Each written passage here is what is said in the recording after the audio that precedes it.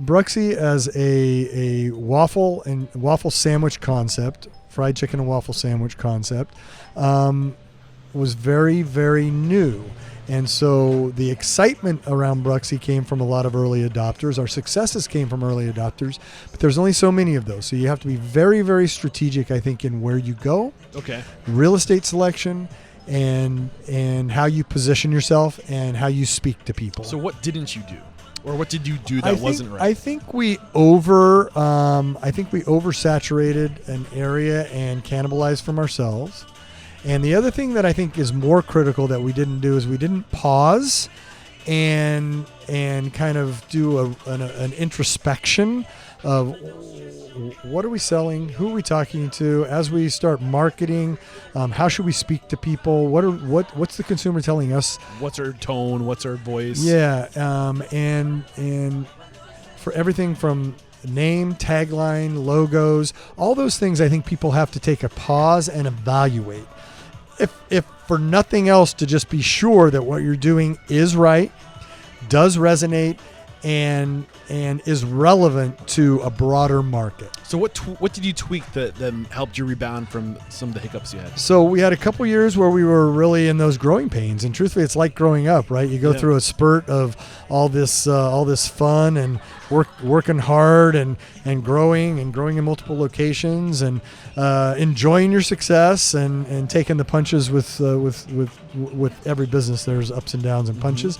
But we had a few years where we had to sort of take that pause, and so we've had these 7 restaurants for several years. So about 4 years ago, we took a real pause and started doing some of that introspection. I think we were about 3 years too late on that. Yeah. But it is what it is, right? Yeah. You can't dwell on that. That's a common theme I picked up on a lot of successful brands. They have a lot of success, and then they think, okay, we know we have something, but they take that time to really distill it and to get it down to rain, to get that identity, to really be super crystal clear about who they are. Because as you get bigger, as you scale, that ship grows, and bigger ships don't pivot as quickly. So you gotta hone it in. That's right. Because it's gonna be a lot harder to change later on once you scale. That's right. And so it was about 4.5 years ago we really sort of took a screeching halt. It was right around the time we opened our Las Vegas location about 4 years ago. So as we were going into the Las Vegas location, it was time to kind of go, wait, we just got to pull back here a little bit. We really have to identify who we are, what we are, and we brought in a branding expert. We did some introspection, some analysis, looked at some consumer data. What did this branding expert bring to your attention that you weren't aware of? It's who are you? Who do you want to be when you grow up? Who do you think you're speaking to? Well, here's what the data tells us, and is your messaging on point? And we had some messaging that wasn't on point. We changed our logo, our tagline, revised the logo or the name a little. Well, Bruxy's always been the name. Can you get a little more specific as to where you were and what you were saying? Where were you not making your mark? Or landing the mark. The consumer. Well, here I'll give you a point.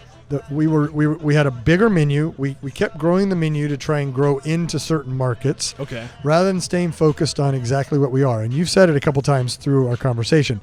Focus on one thing and do it really, really well. Well, our fried chicken and waffle sandwich, I said it earlier, since day one has been the number one selling sandwich. When we really started peeling apart the data, the fried chicken and waffle sandwich, let's just say if we looked at a period of time and we sold 5,000 fried chicken and waffle sandwiches, the next highest selling sandwich was 1,000. Yeah. 5 to 1. Yeah. And then everything else sort of fell underneath that. Yep. So you got to kind of go, what's resonating with people? And it was the third item on the menu, I think. Okay. It wasn't even the number one item on the menu or the top item on the menu at the time. So we really had to start going, what's the data say? What's the data telling us we are, and what's resonating with people? Yeah, we love our waffle sandwiches, and we love our burger, and we love doing this, and we love doing that, and some of those still remain, but do we need all this other noise? Or should we be looking at extending the fried chicken sandwich menu, which is what I started doing. Gotcha. Adding a basic crispy, doing at the time a Nashville hot, maybe ahead of everybody else doing Nashville hot. Yep. Doing chicken tenders, really resonated with the younger Yep. clientele. So we started to expand on the fried chicken, still honing in on the waffle sandwich, and then we started looking at other things. What are these things selling? Should they drop away? How do we, when we do our LTOs and our promotions, should they be other things or should What's they an LTO? limited time offer? Gotcha. So when we do our limited time offers or our promotions, should it be focused in the fried chicken category? Should it be doing something else? So we really had to learn a lot, and we learned a lot that year. 4 years ago, we really pulled a lot of stuff together. We had a lot of conversations, some of them harder than others, and we really tried to learn a lot from that.